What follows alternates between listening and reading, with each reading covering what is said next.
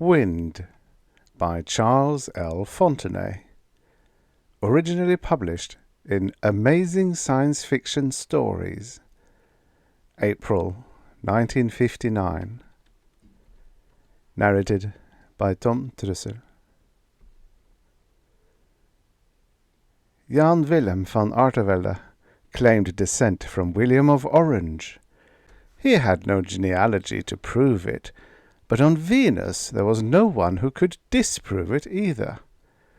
Jan van Artevelde smoked a clay pipe, which only a Dutchman can do properly, because the clay bit grates on less stubborn teeth. Jan needed all his Dutch stubbornness and a good deal of pure physical strength besides, to manoeuvre the roach-flat ground car across the tumbled terrain of Den Hoorn into the teeth of the howling gale that swept from the west. The huge wheels twisted and jolted against the rocks outside, and Jan bounced against his seat belt, wrestled the steering wheel, and puffed at his pipe. The mild aroma of Herenbei-tabak filled the airtight ground car. There came a new swaying that was not the roughness of the terrain. Through the thick windshield, Jan saw all the ground about him buckle and heave for a second or two, before it settled to rugged quiescence again. This time he was really heaved about. Jan mentioned this to the ground car radio. "That's the third time in half an hour," he commented. "The place tosses like the IJsselmeer on a rough day." "You just don't forget it isn't the Zuider Zee," retorted Heemskerk from the other end. "You sink there, and you don't come up 3 times. "Don't worry," said Jan. "I'll be back on time, with a broom at the masthead." "This I shall want to see," chuckled Heemskerk. A logical reaction, considering the scarcity of brooms on Venus. 2 hours earlier, the two men had sat across a small table playing chess, with little indication there would be anything else to occupy their time before blast-off of the stubby gravity boat. It would be their last chess game for many months, for Jan was a member of the Dutch colony at Oostpoort in the northern hemisphere of Venus, while Heemskerk was pilot of the G-boat from the Dutch spaceship Van scheduled to begin an earthward orbit in a few hours. It was near the dusk of the 485-hour Venerian day, and the twilight gale already had arisen, sweeping from the comparatively chill Venerian night side into the superheated day side. Oostpoort, established near some outcroppings that contained uranium ore, was protected from both the dawn gale and the twilight gale, for it was in a valley in the midst of a small range of mountains. Jan had just figured out a combination by which he hoped to cheat Heemskerk out of one of his nights, when Dekker, the burgemeester of Oostpoort, entered the spaceport ready room. "There's been an emergency radio message," said Dekker. "They got a passenger for the earthship over at Rat Hole." "Rat Hole?" repeated Heemskerk. "What's that? I didn't know there was another colony within 2,000 kilometers. "It isn't a colony, in the sense Oostpoort is," explained Dekker. "The people are the families of a bunch of labourers left behind when the colony folded several years ago.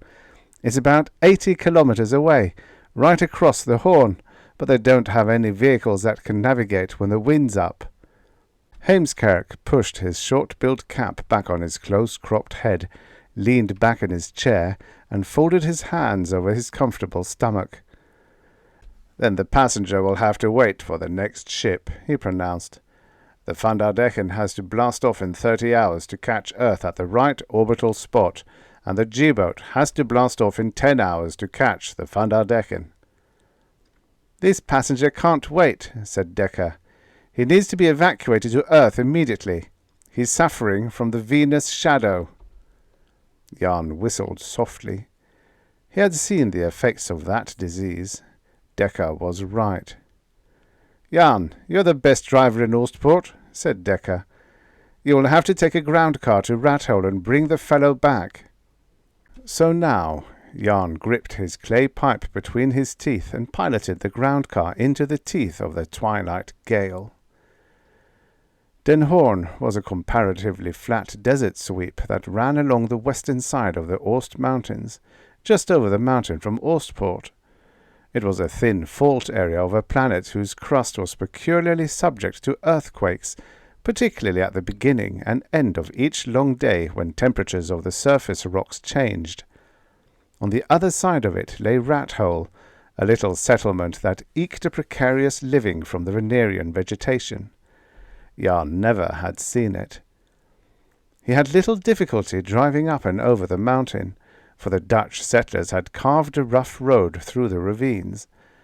But even the 2.5-meter wheels of the ground car had trouble amid the tumbled rocks of Den Hoorn. The wind hit the car in full strength here, and, though the body of the ground car was suspended from the axles, there was constant danger of it being flipped over by a gust if not handled just right. The 3 earth shocks that had shaken Den Hoorn since he had been driving made his task no easier, but he was obviously lucky at that. Often he had to detour far from his course to skirt long deep cracks in the surface, or steep breaks where the crust had been raised or dropped several meters by past quakes.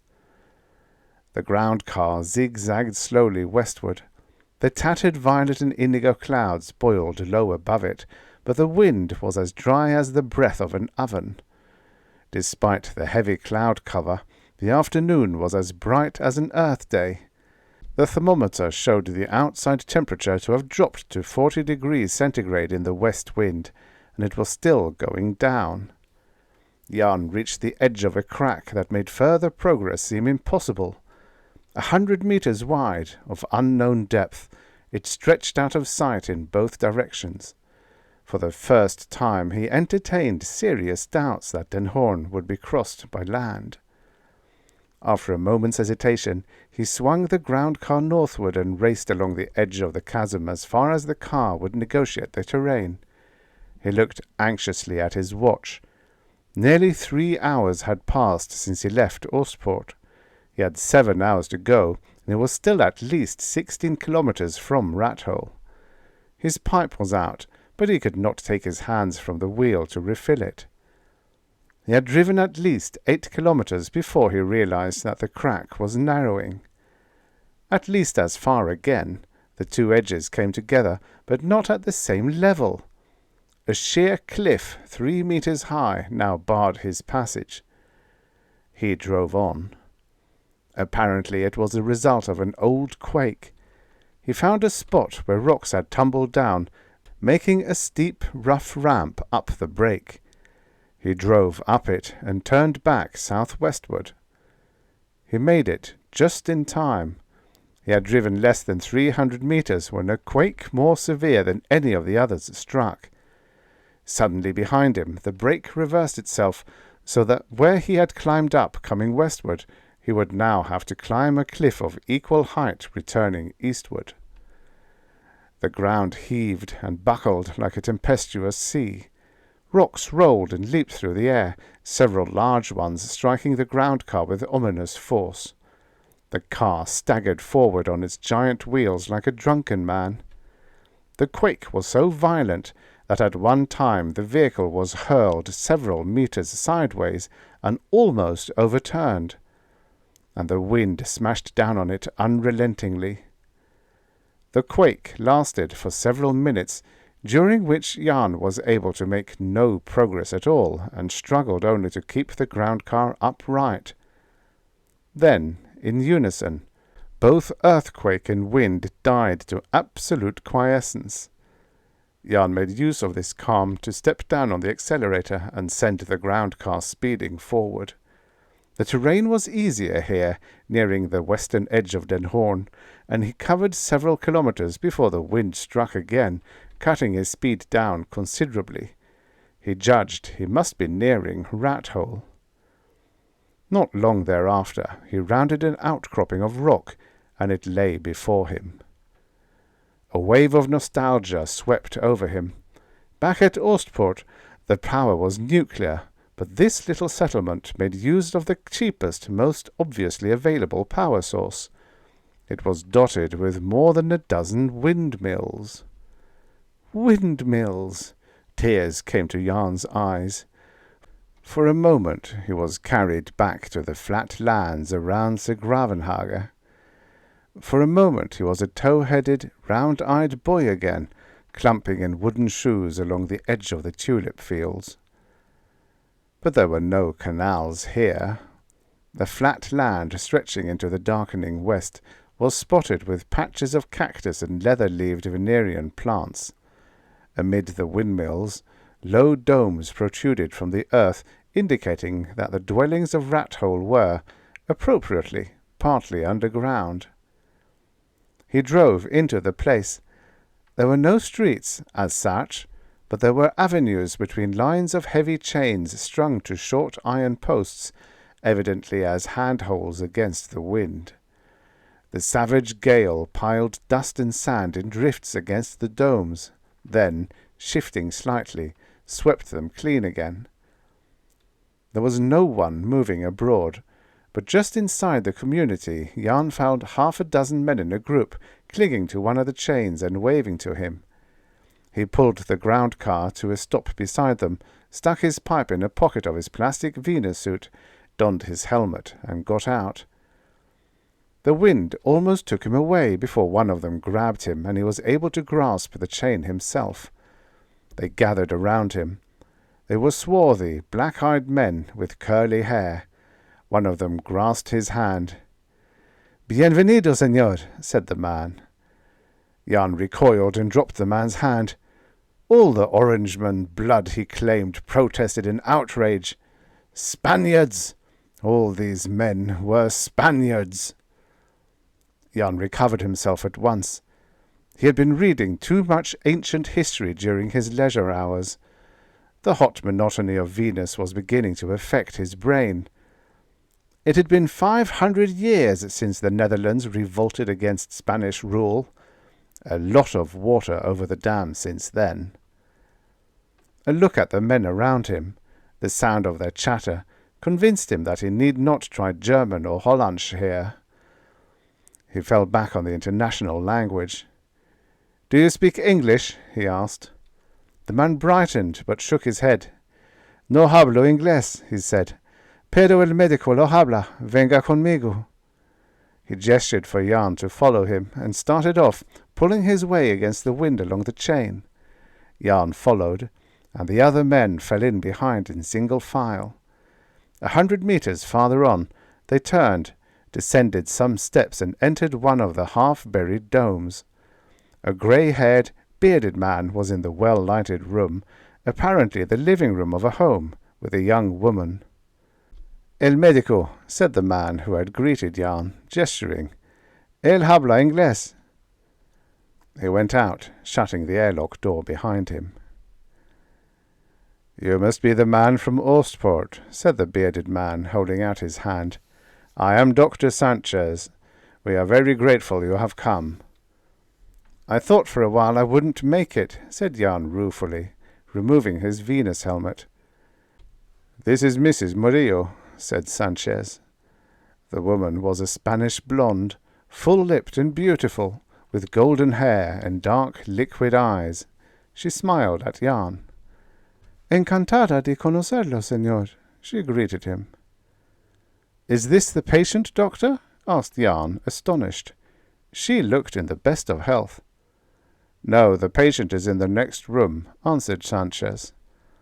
"Well, as much as I'd like to stop for a pipe, we'd better start at once," said Jan. "It's a hard drive back, and blast-off can't be delayed." The woman seemed to sense his meaning. She turned and called, "Diego!" A boy appeared in the door, a dark-skinned, sleepy-eyed boy of about 8. He yawned. Then, catching sight of the big Dutchman, he opened his eyes wide and smiled. The boy was healthy-looking, alert, but the mark of the Venus shadow was on his face. There was a faint mottling, a criss-cross of dead white lines. Mrs. Murillo spoke to him rapidly in Spanish, and he nodded. She zipped him into a Venus suit and fitted a small helmet on his head. "Good luck, amigo," said Sanchez, shaking Jan's hand again. "Thanks," replied Jan. He donned his own helmet. "I'll need it if the trip over was any indication." Jan and Diego made their way back down the chain to the ground car. There was a score of men there now, and a few women. They let the pair go through, and waved farewell as Jan swung the ground car around and headed back eastward. It was easier driving with the wind behind him, and Jan hit 100 kilometers an hour several times before striking the rougher ground of Den Hoorn. Now, if he could only find a way over the bluff raised by that last quake. The ground of Den Hoorn was still shivering. Jan did not realize this until he had to brake the ground car almost to a stop at one point, because it was not shaking in severe periodic shocks as it had earlier. It quivered constantly, like the surface of quicksand. The ground far ahead of him had a strange color to it. Jan, watching for the cliff he had to skirt and scale, had picked up speed over some fairly even terrain, but now he slowed again, puzzled. There was something wrong ahead. He couldn't quite figure it out. Diego beside him had sat quietly so far, peering eagerly through the windshield, not saying a word. Now suddenly he cried in a high, thin tenor, "Cuidado, cuidado, un abismo!" Jim saw it at the same time and hit the brakes so hard the ground car would have stood on its nose had its wheel been smaller. They skidded to a stop.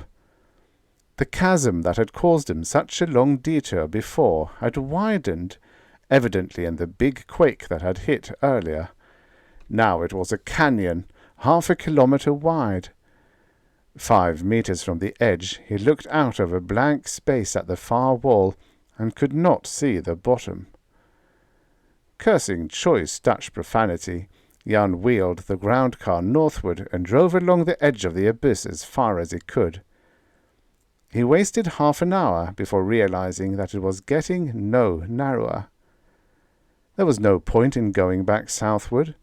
It might be 100 kilometers long or 1,000, but he never could reach the end of it and thread the tumbled rocks of Den Hoorn to Oostpoort before the G-boat blast-off. There was nothing to do but turn back to Rathole and see if some other way could not be found. Jan sat in the half-buried room and enjoyed the luxury of a pipe filled with some of Theodorus Niemeyer's mild tobacco. Before him, Dr. Sanchez sat with crossed legs, cleaning his fingernails with a scalpel. Diego's mother talked to the boy in low liquid tones in a corner of the room. Jan was at a loss to know how people whose technical knowledge was as skimpy as it obviously was in Rathole were able to build these semi-underground domes to resist the earth shocks that came from Den Hoorn. But this one showed no signs of stress. A religious print and a small pencil sketch of Senora Murillo, probably done by the boy, were awry on the inward curving walls, but that was all. Jan felt justifiably exasperated at these Spanish-speaking people. If some effort had been made to take the boy to Oostpoort from here, instead of calling on us to send a car, Den Hoorn could have been crossed before the crack opened, he pointed out. An effort was made, replied Sanchez quietly. Perhaps you do not fully realize our position here. We have no engines except the stationary generators that give us current for our air conditioning and our utilities. They are powered by the windmills. We do not have gasoline engines for vehicles, so our vehicles are operated by hand. You push them? Demanded Jan incredulously. No. You've seen pictures of the pump cars that once were used on terrestrial railroads. Ours are powered like that, but we cannot operate them when the Venerian wind is blowing. By the time I diagnosed the Venus shadow in Diego, the wind was coming up, and we had no way to get him to Oostpoort. Grunted Jan. He shifted uncomfortably and looked at the pair in the corner. The blond head was bent over the boy protectingly, and over his mother's shoulder Diego's black eyes returned to Jan's glance. "If the disease has just started, the boy could wait for the next Earthship, couldn't he?" asked Jan. "I said I had just diagnosed it, not that it had just started, senor," corrected Sanchez. "As you know, the trip to Earth takes 145 days, and it can be started only when the two planets are at the right position in their orbits. Have you ever seen anyone die of the Venus shadow?" "Yes, I have," replied Jan in a low voice. He had seen 2 people die of it, and it had not been pleasant. Medical men thought it was a deficiency disease, but they had not traced down the deficiency responsible. Treatment by vitamins, diet, antibiotics, infrared and ultraviolet rays, all were useless. The only thing that could arrest and cure the disease was removal from the dry, cloud-hung surface of Venus and return to a moist, sunny climate on Earth. Without that treatment, once the typical mottled texture of the skin appeared, the flesh rapidly deteriorated and fell away in chunks. The victim remained unfevered and agonizingly conscious until the degeneration reached a vital spot. "If you have," said Sanchez, "you must realize that Diego cannot wait for a later ship. If his life is to be saved, he must get to Earth at once." Jan puffed at the Heerenbaai tobacco and cogitated. The place was aptly named. It was a ratty community. The boy was a dark-skinned little Spaniard, of Mexican origin perhaps, but he was a boy and a human being. A thought occurred to him. From what he had seen and heard, the entire economy of Rathole could not support the tremendous expense of sending the boy across the millions of miles to Earth by spaceship. "Who's paying his passage?" he asked. "The Dutch Central Venus Company isn't exactly a charitable institution." "Your Senor Decker said that would be taken care of," replied Sanchez. Jan relit his pipe silently, making a mental resolution that Decker wouldn't take care of it alone.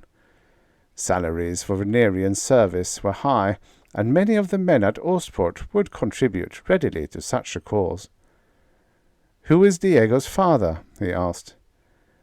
"He was Ramon Murillo, a very good mechanic," answered Sanchez, with a sliding sidelong glance at Jan's face.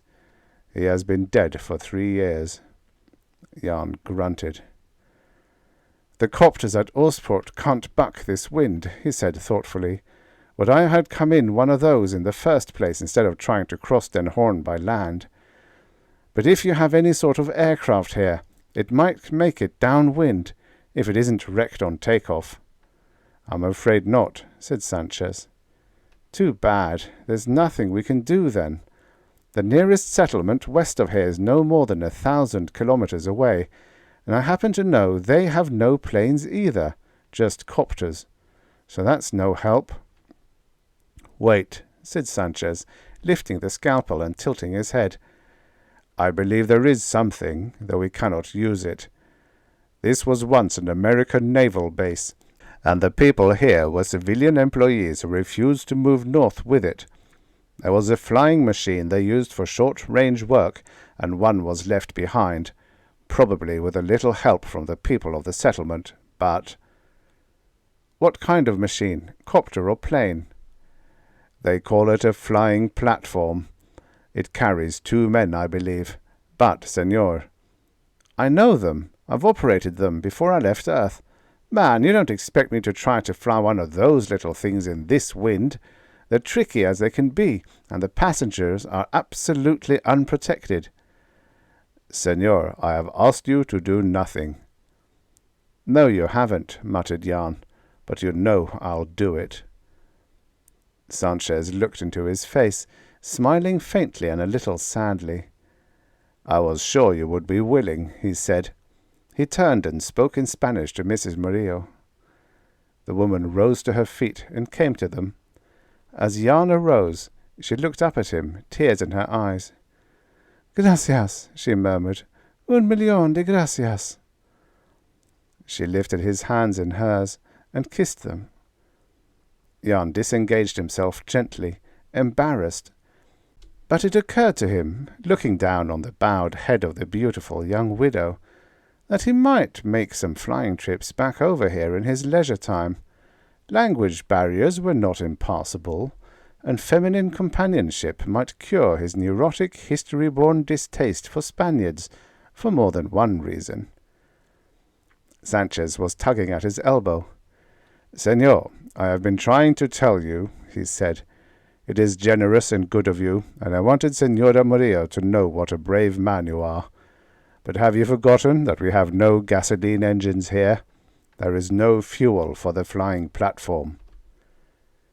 The platform was in a warehouse which, like the rest of the structures in Rathole, was a half-buried dome. The platform's ring-shaped base was less than a meter thick, standing on 4 metal legs. On top of it, in the center, was a railed circle that would hold 2 men, but would crowd them. 2 small gasoline engines sat on each side of this railed circle, and between them on a third side was the fuel tank. The passengers entered it on the 4th side. The machine was dusty and spotted with rust. Jan, surrounded by Sanchez, Diego, and a dozen men, inspected it thoughtfully. The letters USN, SES were painted in white on the platform itself, and each engine bore the label Hiller. Jan peered over the edge of the platform at the twin-ducted fans in their plastic shrouds. They appeared in good shape. Each was powered by one of the engines transmitted to it by heavy rubber belts. Jan sighed. It was an unhappy situation. As far as he could determine, without making tests, the engines were in perfect condition. 2 perfectly good engines, and no fuel for them. "You're sure there's no gasoline anywhere in Rathole?" he asked Sanchez. Sanchez smiled ruefully, as he had once before, at Jan's appellation for the community. The inhabitants' term for it was simply La Ciudad Nuestra, our town. But he made no protest. He turned to one of the other men and talked rapidly for a few moments in Spanish. "None, senor," he said, turning back to Jan. "The Americans, of course, kept much of it when they were here, but the few things we take to Ostport to trade could not buy precious gasoline. We have electricity in plenty if you can power the platform with it." Jan thought that over, trying to find a way. "No, it wouldn't work," he said. "We could rig batteries on the platform and electric motors to turn the propellers, but batteries big enough to power it all the way to Ostport would be so heavy the machine couldn't lift them off the ground. If there were some way to carry a power line all the way to Ostport, or to broadcast the power to it. But it's a light load machine, and must have an engine that gives it the necessary power from very little weight." Wild schemes ran through his head. If they were on water instead of land, he could rig up a sail. He could still rig up a sail for a ground car, except for the chasm out on Den Hoorn. "The ground car!" Jan straightened and snapped his fingers. "Doctor," he explained, "send a couple of men to drain the rest of the fuel from my ground car, and let's get this platform above ground and tie it down until we can get it started." Sanchez gave rapid orders in Spanish. 2 of the men left at a run, carrying 5-gallon cans with them. 3 others picked up the platform and carried it up a ramp and outside. As soon as they reached ground level, the wind hit them. They dropped the platform to the ground, where it shuddered and swayed momentarily, and 2 of the men fell successfully on their stomachs. The wind caught the third and somersaulted him 6 times before he skidded to a stop on his back with outstretched arms and legs. He turned over cautiously and crawled back to them. Jan, his head just above ground level, surveyed the terrain. There was flat ground to the east, clear in a fairly broad alley for at least 1/2 kilometre before any of the domes protruded up into it. "This is as good a spot for take-off as we'll find," he said to Sanchez. The men put 3 heavy ropes on the platform's windward rail and secured it by them to the heavy chain that ran by the dome. The platform quivered and shuddered in the heavy wind, but its base was too low for it to overturn. Shortly, the 2 men returned with the fuel from the ground car, struggling along the chain. Jan got above ground in a crouch, clinging to the rail of the platform, and helped them fill the fuel tank with it. He primed the carburetors and spun the engine. Nothing happened. He turned the engines over again. One of them coughed, and a cloud of blue smoke burst from its exhaust, but they did not catch. "What is the matter, senor?" asked Sanchez from the dome entrance. "I don't know," replied Jan. "Maybe it's that the engines haven't been used in so long. I'm afraid I'm not a good enough mechanic to tell." "Some of these men were good mechanics when the Navy was here," said Sanchez. "Wait." He turned and spoke to someone in the dome. One of the men of Rathole came to Jan's side and tried the engines. They refused to catch. The man made carburetor adjustments and tried again. No success. He sniffed, took the cap from the fuel tank and stuck a finger inside. He withdrew it, wet and oily, and examined it. He turned and spoke to Sanchez. "He says that your ground car must have a diesel engine," Sanchez interpreted to Jan. "Is that correct?" "Why, yes, that's true." "He says the fuel will not work then, senor. He says it is low-grade fuel and the platform must have high-octane gasoline." Jan threw up his hands and went back into the dome.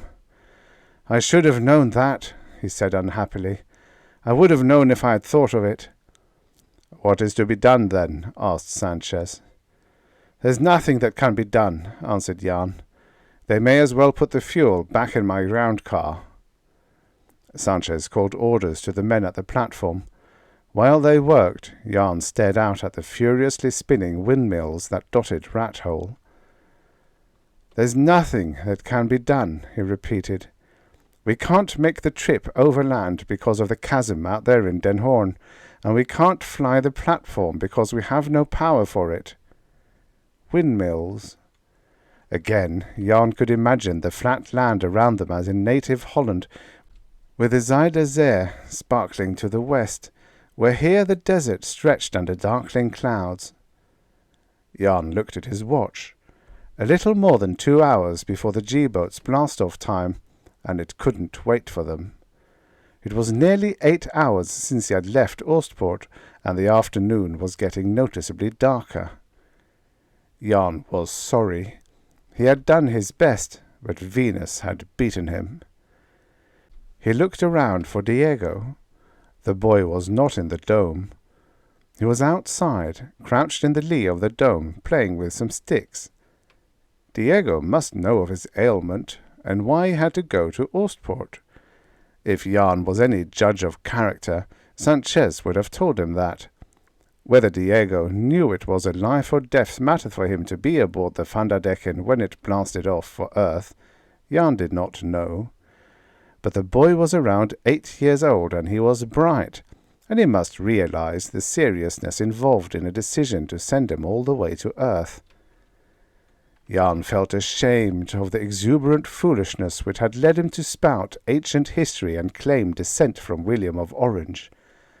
It had been a hobby, an artificial topic for conversation that amused him and his companions, a defense against the monotony of Venus that had begun to affect his personality, perhaps a bit more than he realized. He did not dislike Spaniards. He had no reason to dislike them. They were all humans, the Spanish, the Dutch, the Germans, the Americans, even the Russians, fighting a hostile planet together. He could not understand a word Diego said when the boy spoke to him, but he liked Diego, and wished desperately he could do something. Outside, the windmills of Rathole spun merrily. There was power. The power that lighted an air-conditioned rat-hole, power in the air all around them.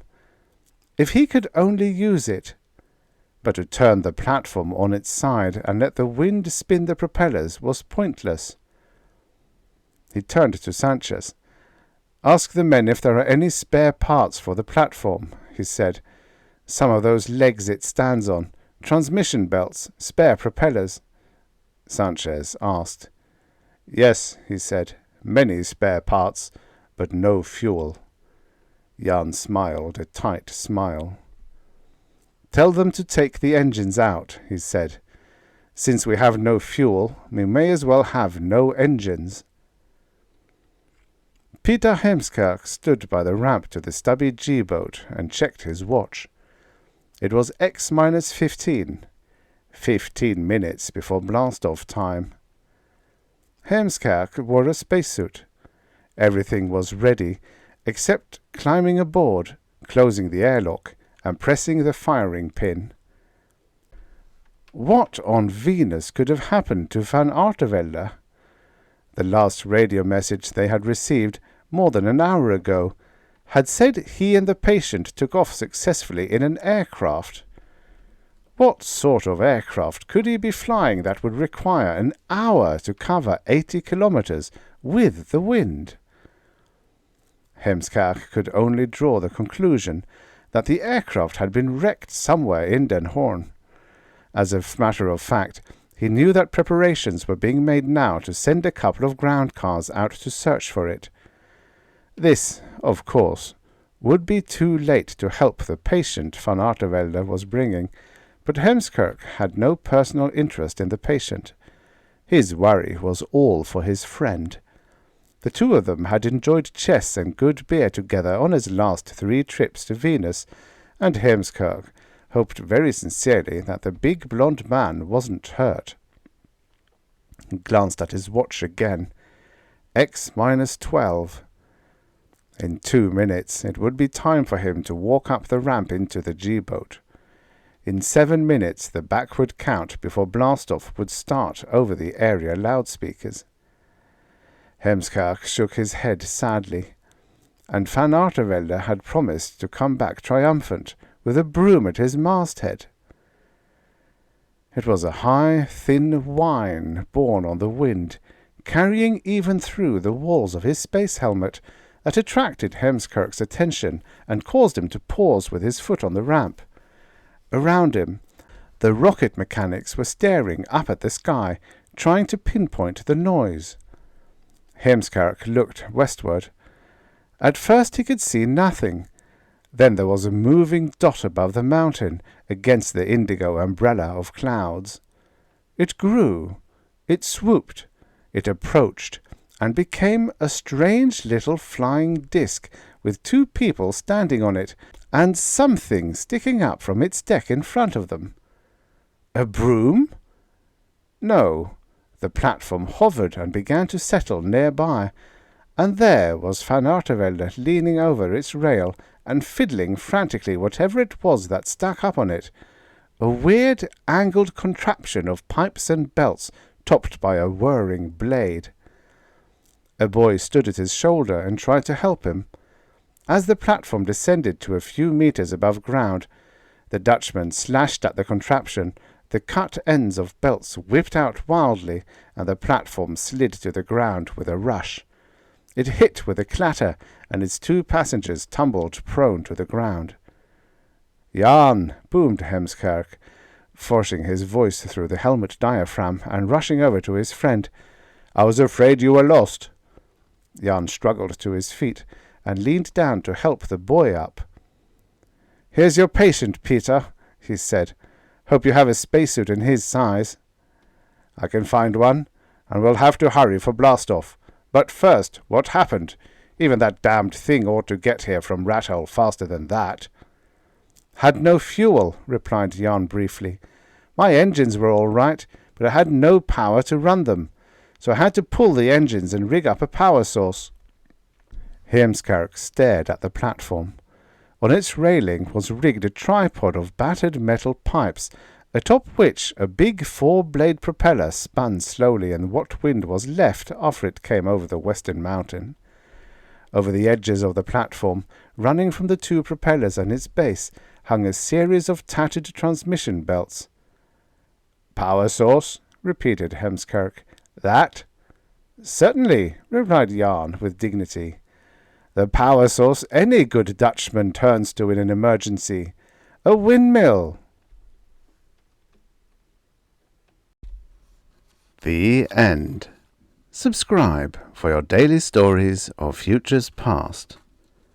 Maybe there ain't no such thing as a free lunch, but there is such a thing as a free story. Enjoy.